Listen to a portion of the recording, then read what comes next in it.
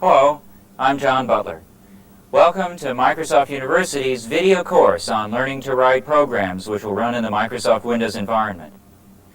This course is adapted from a 5-day lecture course Microsoft University gives at their site in Redmond, and in which we've also given an on-site courses at customer locations.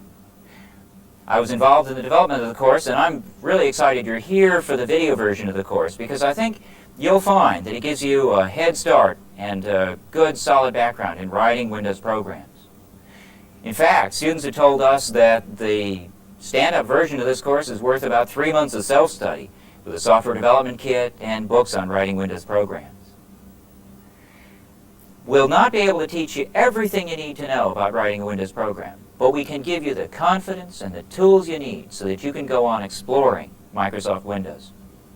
I joined Microsoft 5.5 years ago to work on designing a graphics subsystem, which eventually got incorporated to Windows, and I'm still learning about Windows. There's plenty to learn.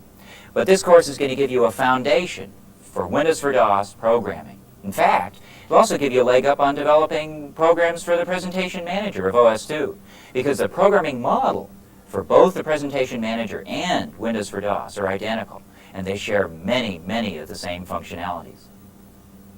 Throughout this course, you'll be performing laboratories to practice techniques to master them.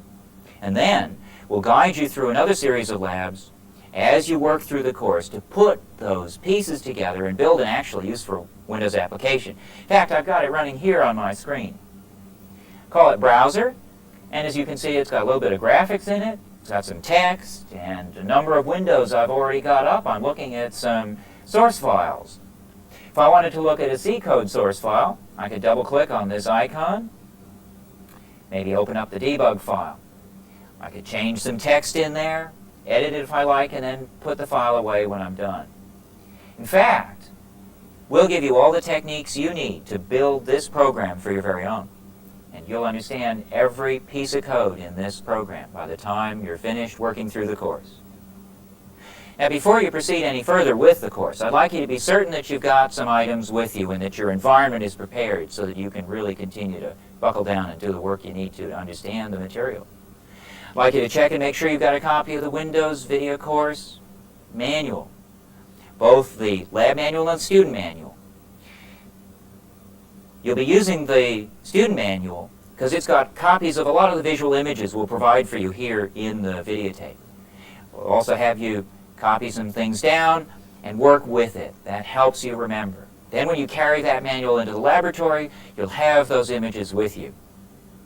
I'd also like you to check and make sure that you have the laboratory diskettes for this course. Those include the source code for the labs and some example programs we provided, and additionally, sample source code that you can use to go beyond the limits of this course and continue to pursue the knowledge you need to write good Windows programs. There's also a little bit in there about obtaining credit for this course. Now, Microsoft University is not a 4-year college, but we can give you credit and some feedback after you've done with the course. We'd like to know how well you've done with it, how you enjoyed it, and what you feel we could do to do an even better job in the future. You're also going to need a hardware environment, a PC running Windows. You're going to need a software environment, including the software development kit, the C compiler, and the Windows operating environment. So I'd like you to go to the student manual now and read the first few pages in there, looking at them to be certain that you understand how you're going to pursue the course and how you're going to obtain credit when you're done, and to make certain that you've got all the pieces you'll need. When you've got that environment established, come on back and let's get started with your studies on writing Windows programs.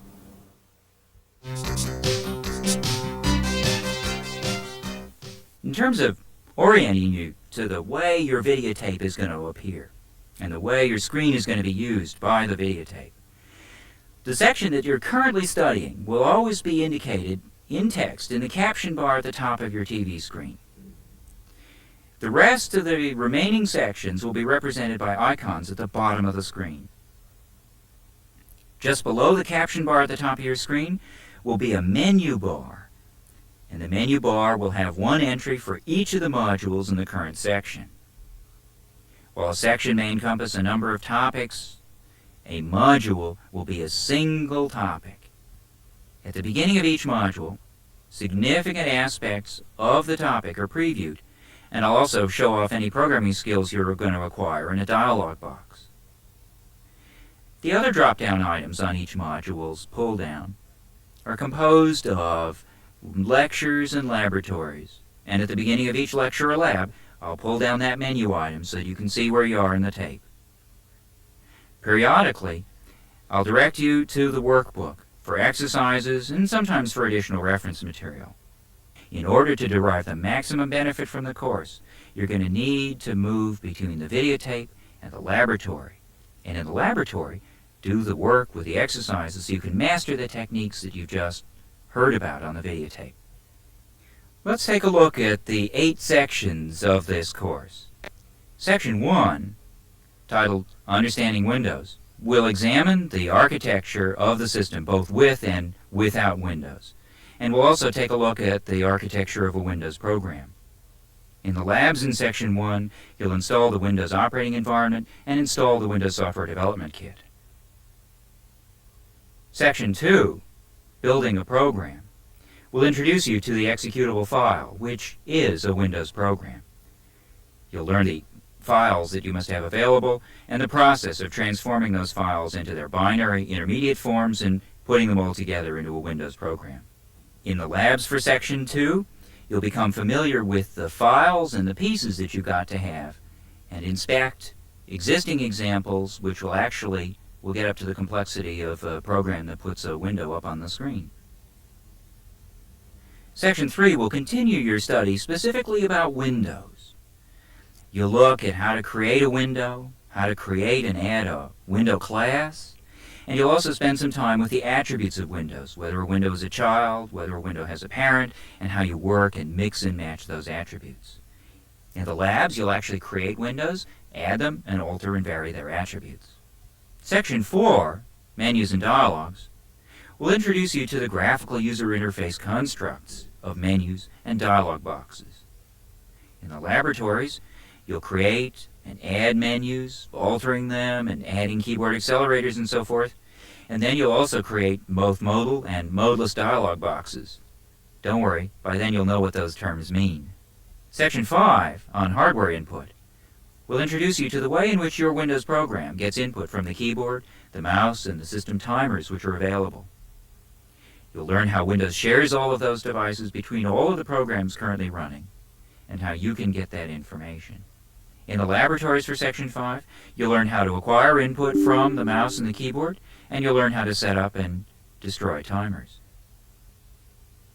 Section 6 is on the GDI.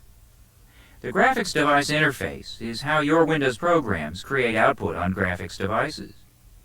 In this section, you'll study the principles of device sharing, specification of how things should look, that is, whether lines should be green or blue or what have you, and the kinds of shapes that you can draw with the GDI instructions.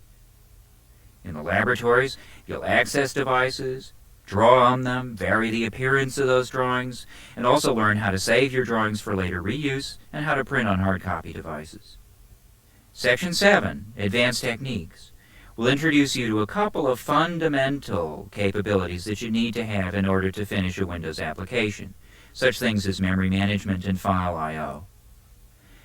But I'll also introduce you to the concepts of using the clipboard to move data between applications running in Windows. You'll look at scrolling and how your programs can use scroll bars to let users drive around on a document, and also take a look at how you can use the win.ini file to preserve the state of your program between invocations by your user. In the laboratories, you'll actually exercise each of those functions. Section 8 is a wrap-up section. Well, with that background and overview of how the tape and the workbook fit together, you're ready to begin your studies.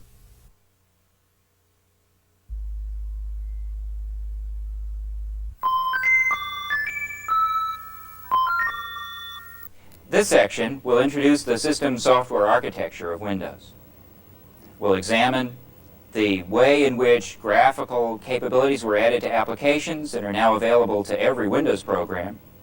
We'll take a look at the architecture of Windows and how Windows runs Windows programs. Finally, we'll take a brief look at the programming environment.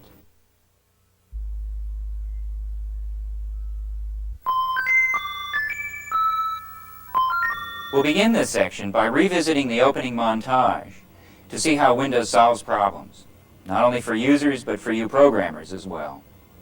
In the lab for this module, you'll install the Windows 2.0 operating environment.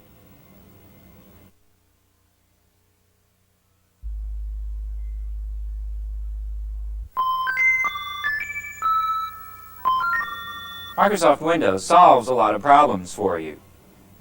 In particular, one of the problems of PCs is that they're hard to use.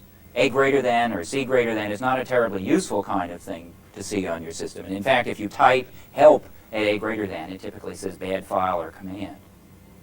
What you really want is something that's much more visual. And Windows is a deeply graphical, visual environment with lots of buttons for users to press, and file names are printed on the screen, and much more visible feedback. That makes PCs easier to use. Another problem with PCs is that it's hard to go out and buy a fancy new graphics device that's got some woozy new features that you hadn't seen previously. What will happen is that your existing applications won't work with that device.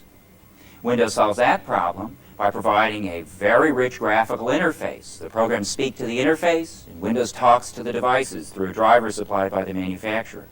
That way you can go out and buy a new printer with new features and new capabilities in it, and be certain that your Windows programs are going to be able to run on that new device. Another problem people have had is simply moving data between applications. If you have a spreadsheet application and you want to data out of it while you're in the process of writing a report for your boss, it's easy.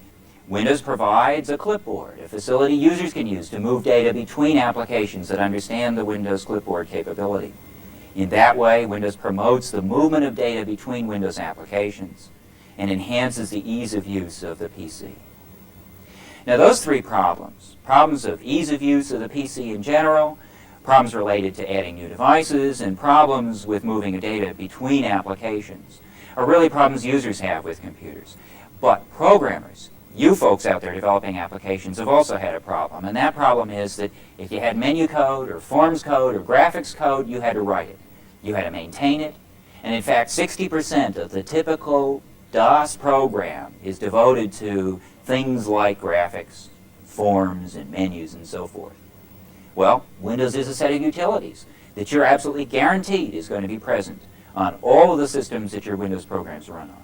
You can therefore have confidence that you can draw circles, you can put up typographical quality text, you can move bitmaps, you can open windows and maneuver those windows using the functions that you're going to learn about as you study Windows in this course. So Windows solves problems for everybody. It solves problems for users and it solves problems for you programmers so that you can write more usable programs.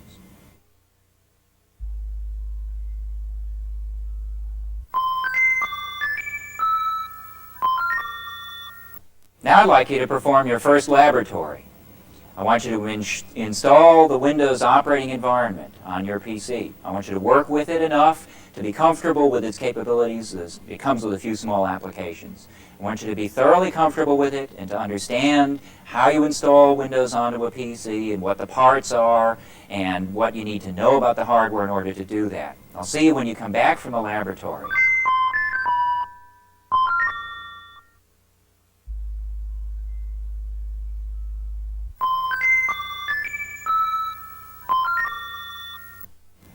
Welcome back from your lab. Now what we need to do is to take a look at Windows architecture.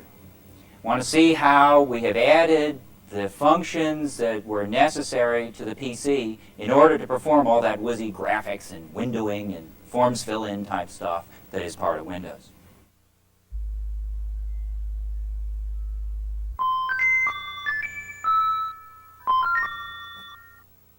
Historically, operating systems have done a good job virtualizing the resources available to the CPU. That is, system memory, CPU time, rotating storage devices. But operating systems have done a poor job of virtualizing interactive hardware. As a result, traditional applications are very hardware dependent when it comes to getting input from a user, keyboard or mouse activity, say, or creating output for a user to examine. ANSI terminal protocols, which are pretty low level, were about the only output interface common to many devices. During the late 70s and the early 80s, menus, user-fillable forms, graphics, and windows were added to many applications. These constructs made applications more usable, but unfortunately, each program had to contain its own specialized code to provide these features. No two vendors provided quite the same interface. They spent too much time maintaining the code that was intended to make their application easy to use. Microsoft Windows directly addresses these problems by providing system-level services to all applications. Programmers are free, therefore, to make their software more functional. In fact, instead of having to have 60% of your application face the hardware, you can turn around and face the user and make sure that your programs are more useful. Microsoft Windows extends the system software layer by providing services for managing menus, forms, graphics, and for windowing. These system services extend the operating system concepts by virtualizing input and output. In the Windows for DOS product, these functions reside in three libraries: kernel, user, and GDI. Some of the code, which used to be part of those old graphical applications, didn't even stick to the system layer, but found its way into an extension of the PC BIOS in the form of new devices and their device drivers. Serial I/O hardware was re-virtualized in a new, more complete form. A sound interface was added, capable of connecting Windows programs to multi-voice hardware. Timers allow Windows programs to be notified after some elapsed time has taken place. A keyboard interface reports up and down key transitions, as well as reporting ASCII character values. A mouse location interface reports both location, an XY coordinate pair, and button activity. On the output side, Windows provides a cursor on the system display for feedback to the user about where Windows thinks the user is taking a look. This cursor appears only on the device designated as the system display. Just as there's only one mouse or one keyboard, there's only one cursor. Finally, Windows uses a single interface to draw on every graphics output device, including hard copy devices. The benefit to you is dramatic. Your customers can mix and match their hardware and the software to meet their needs. By raising the possible level of capability in the hardware well above the minimum requirements, and by providing device driver software to make up the slack, Microsoft Windows can run the same graphical applications on hardware of widely diverse capabilities, from 2 floppy PCs with CGA kind of graphics output capabilities to 386 workstations with numeric and graphics coprocessors.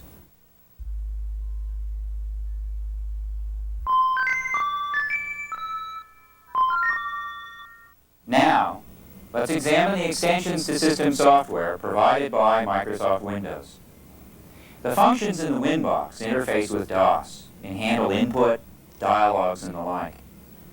Among the functions that Windows provides is multitasking. The multiple tasks all share memory together, so memory management and code management are basic components of Windows for DOS. In fact, Windows includes not just one, but 2 memory managers. Applications can request and return memory from either of the memory managers, secure in the knowledge that the memory manager will move and consolidate memory objects when necessary. Multitasking allows code from several Windows programs to be present in Windows at one time. Microsoft Windows loads individual code segments from Windows program executable files into memory when they are needed. Once the code is loaded, it is linked to the code that requires it and to any code that it in turn requires. Code segments are loaded into memory allocated by the global memory manager and are discarded when some other code needs to be moved into memory. Once code is dynamically loaded and linked, it is ready to be scheduled. Windows multitasking is non-preemptively scheduled, which means that code in Windows runs until that code specifically requests that a scheduling operation take place. Only at those times will the scheduler switch to another Windows task. Now these capabilities, memory management, code loading and linking, and scheduling, are the high-tech glue that makes Windows possible on MS-DOS. In the future, you can expect to find these capabilities in the operating system, so that, for example, in Presentation Manager for OS/2, these memory management, code loading and linking and scheduling facilities are all found in the operating system itself. Now, let's take a look at how input is handled in Windows for DOS. 3 special input devices generate hardware events that Windows programs learn about through messages. These are the system clock, the keyboard, and the mouse. Each of these devices can generate a hardware interrupt, which, when handled by the device driver and then by Windows, results in the creation of an event record on Windows hardware event queue. Up to the level of the hardware event queue, Windows is interrupt-driven. Above that level, activity in Windows is all scheduled. Now let's look at each case. When the user presses or releases a key on the keyboard, a hardware interrupt occurs. The Windows keyboard driver disables these interrupts, formats the keyboard data into CPU registers, and calls a special entry point in Windows. That entry point includes code that moves the data from the CPU registers into a new hardware event queue record and then returns. Similarly, when the user moves the mouse or presses a button on the mouse, a hardware interrupt is generated. Again, the mouse device driver disables interrupts, formats data into the CPU registers, and calls a special entry point in the Windows code. That entry point examines the CPU registers, creates a new hardware event queue record, and returns.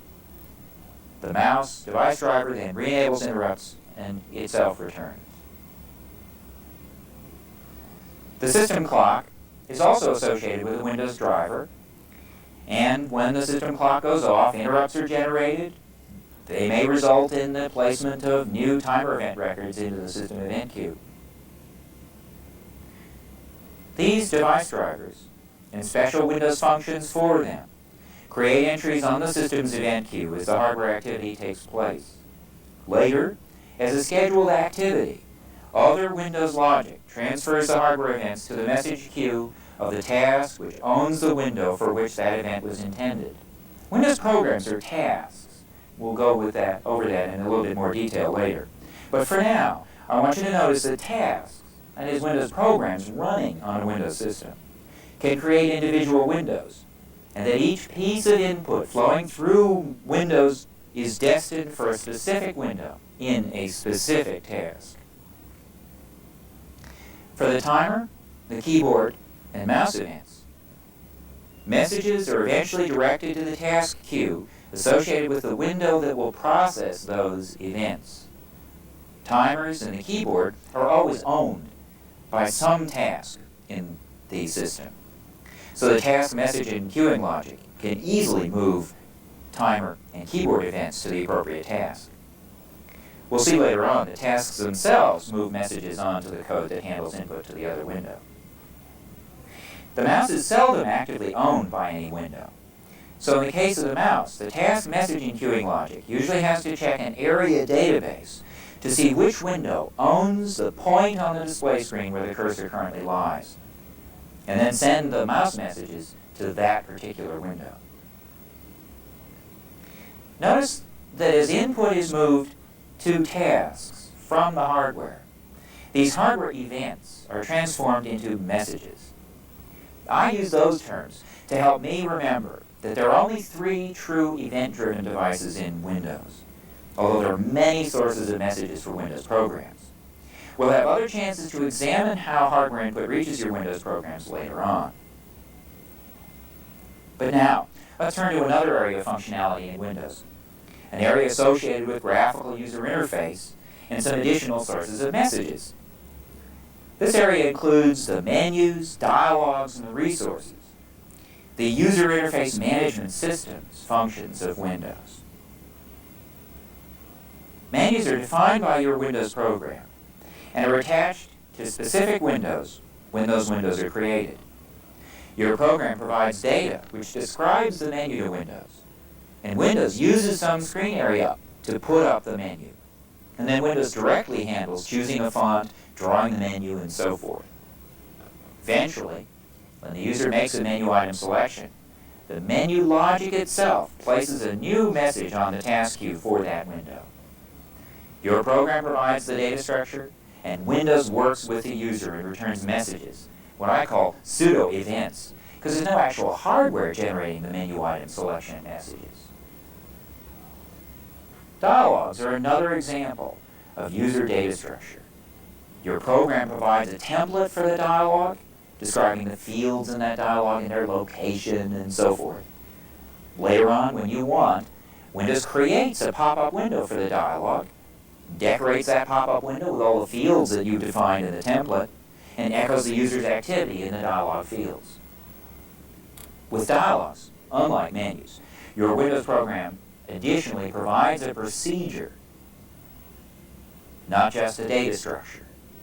That procedure can be as strong or as weak as you'd like. It can wait to collect the data from the user until the user is done with the form, or it can step in at any time and monitor the user's use of that dialog box. Menus and dialogues are examples of UIMS constructs because your Windows program just wants the input. It doesn't care how the user gets the input into the program. They're what I call interactive data structures. Your program hands the data structure to Windows and gets back messages when the user works with the images that Windows actually creates. Yet another form of data in Windows is the resource. Resources are really read-only data. You install them in your Windows program executable file, and Windows can use them. The reason is that Windows can't swap data in general, but it can reread resources when they're needed. If Windows needs extra memory when you're not using a resource, it can discard the resource data to make room in memory for more urgently needed code or other resources. Later, when your program needs to access the data, you can lock it in memory. If it's been discarded, Windows will go and find it, load it back in memory, lock it in a place, and return an address. Resources are the only form of discardable data in Windows and are useful to help you keep your use of Windows memory to a minimum. Together, menus, dialogues, and resources allow your Windows program to conserve both memory and code in managing simple data structures and in obtaining choices and selections from the user. Now the final column in this block diagram, we'll come back a little to the left, includes the functions that handle the windows your programs create. I'll save that for last. Before your programs can create a window, they have to register a class for that window. The process of registering a class binds a string name for the class to a procedure that's in the executable file. The procedure specified will actually be the procedure called to handle messages for every window of that class. The file name is provided so that Windows can reload the procedure when it needs to. When you create a window, you specify the class of the window, using the string name you specified when you registered the class, and you specify the task queue through which that window will take its input. Windows returns a unique identifier, the window handle, by which the newly created window will be known throughout its lifespan. Windows supports several types of window, including child windows. Any pop-up window may specify another window as its parent, and by doing so, it expresses an interest in the state and the health of that parent window. Windows sends special messages to any window which has named another window as its parent, so that a window that registers an interest in a parent can find out when the parent window is sized or moved or closed or what have you. Now, by contrast, child-style windows must specify a parent. And in fact, user actions with the parent will directly affect that child. For instance, the child will be closed if the parent window is closed. In return for that subordination, the parent window donates some of its client area to the child window. Well, so far, we've taken a look at the Windows functions that support memory and task management.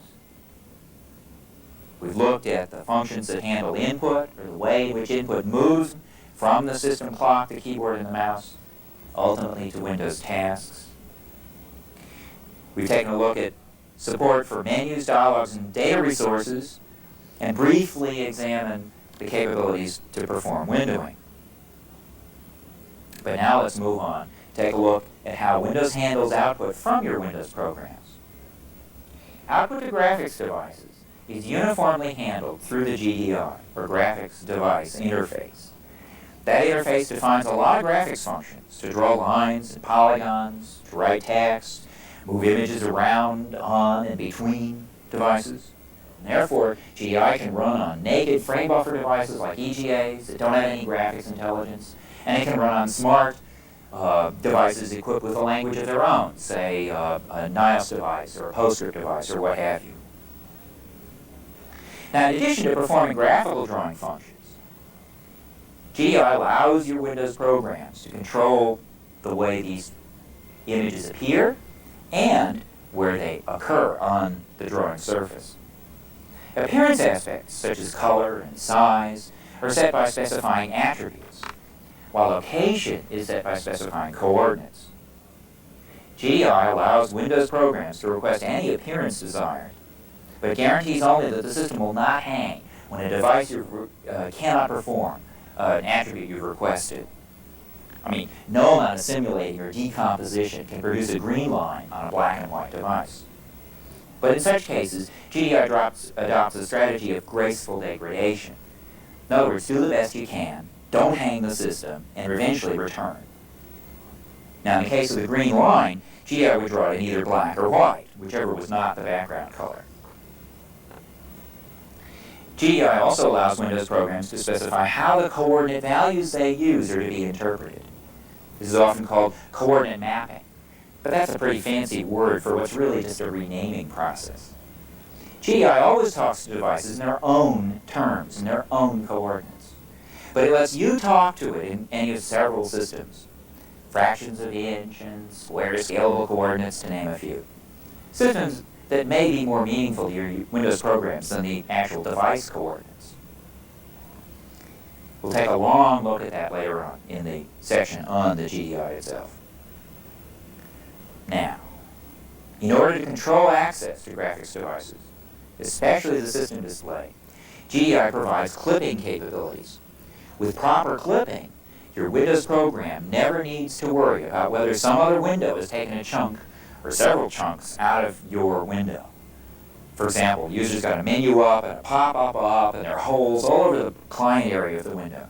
Well, GDI takes care that your program never draws on a part of the device that doesn't belong to it, and it uses complex clipping to do that. All of that's invisible to you in your use of GDI devices, and you'll see that in the GDI section.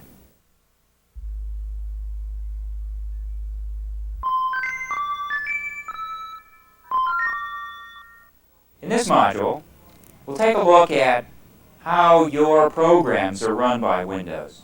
We'll look at the architecture of your program as it's a Windows task in core, and we'll see how Windows runs a number of tasks and place particular emphasis on the messaging model within Windows.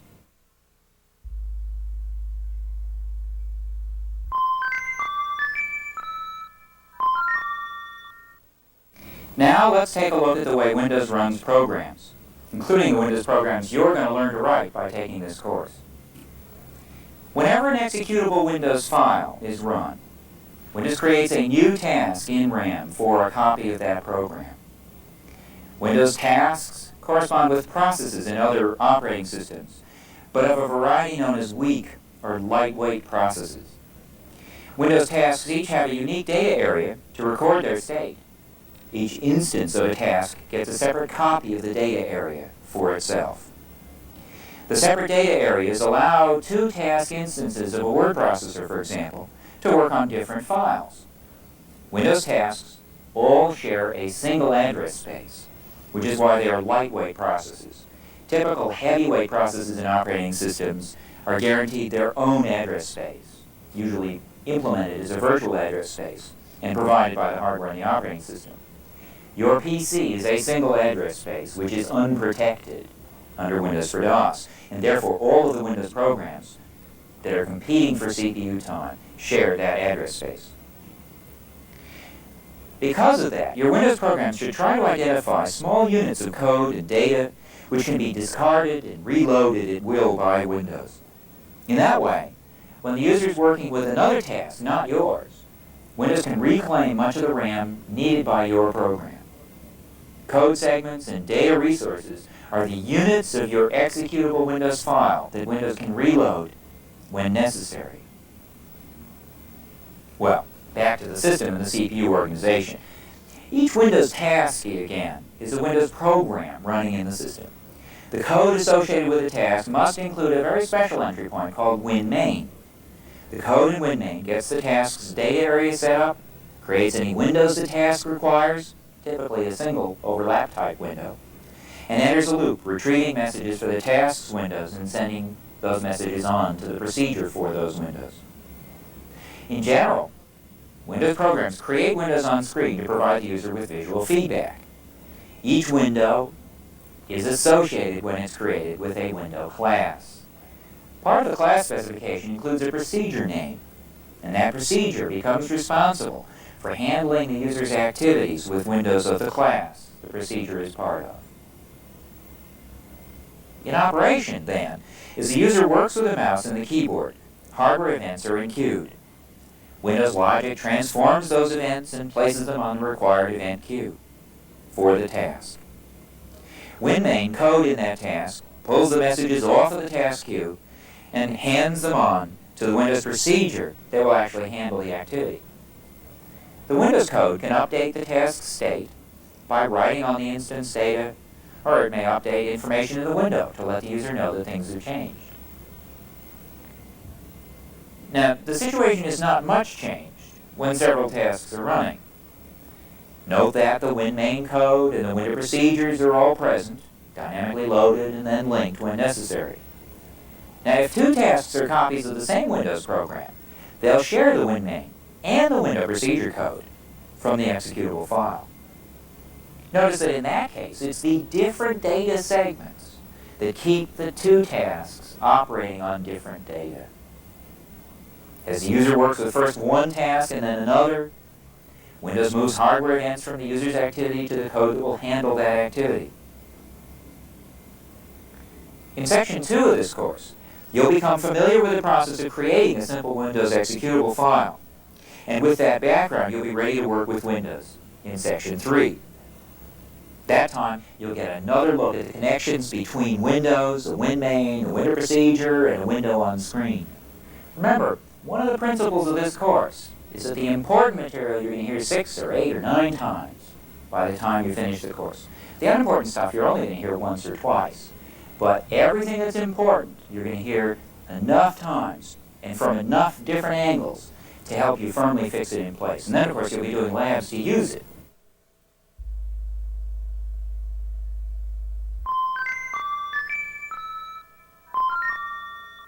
In this module, you're going to set up a working environment in which you can build Windows programs.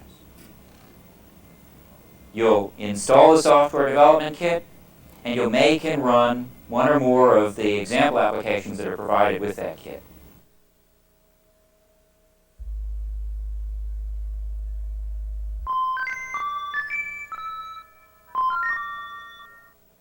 In just a moment, you're going to go off and actually do the installation of the software development kit. But much more than that is necessary to create a development environment. You need to be certain that you've installed your compiler before you install the software development kit, that you have libraries available which are appropriate. You need to build a directory structure, alter your config.sys and your autoexec.bat. All of that process is laid out for you both in your laboratory manual and in the actual software development kit itself. You'll get some advice in there about how to structure your development environment.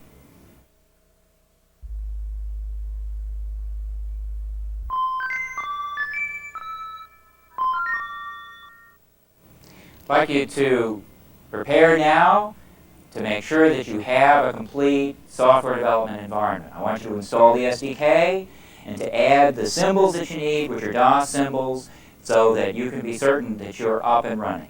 By the time you come back, I want you to be certain that you can add an application, say a sample piece of code, either from one of the lab diskettes that we provide, or else maybe from the software development kit, and build that into a usable Windows application. The lab manual will guide you through that process, but I want you to be certain that you've got all the pieces in place. When you have all those pieces, come on back, because we got to get ready and start building Windows programs, taking them apart and understanding them. I'll see you when you've got your development environment working.